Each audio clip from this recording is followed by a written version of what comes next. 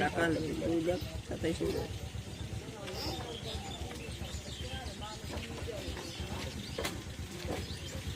আমি রাত 10টা 11টা 35 দোকান বন্ধ করেছি। বন্ধ করে খাওয়া দাওয়া করে দিয়ে হয়েছি। হওয়ার পর রাত 3:30 বাজে শুনি ডাক।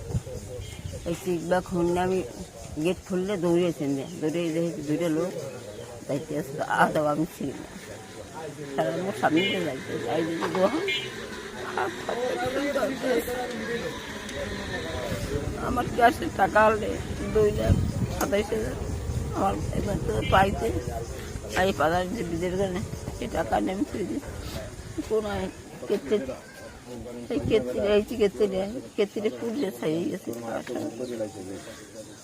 আপনি কি চাচ্ছেন? আমি বিচার চাই।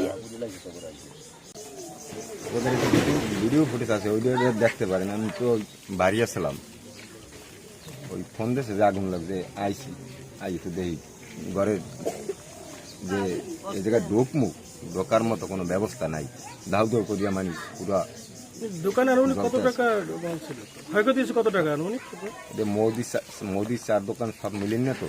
আবার আমার দোকানে ওই টিভি, ফ্রিজ, এলইডি আর ওই আর কি ল্যাপটপ, বিভিন্ন মাল, ফ্যান ট্যান, মানে অতিরিক্ত মানে সম্পদ যা মানে কামাই করতে আইসি সব এই জায়গায়।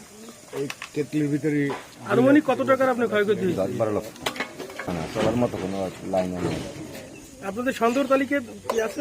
হ্যাঁ, সন্দেহ তালিকায় লোক আছে। আমার কিছু শত্রু আছে, আমি দেশা পর টুকি টুকি ঝগড়াঝাটি অনেক কিছু শত্রু আছে। আপনি আইনের আশ্রয় নিচ্ছেন এখন? হ্যাঁ, আমি থানায় যাইতে কইছে, আমি যাম।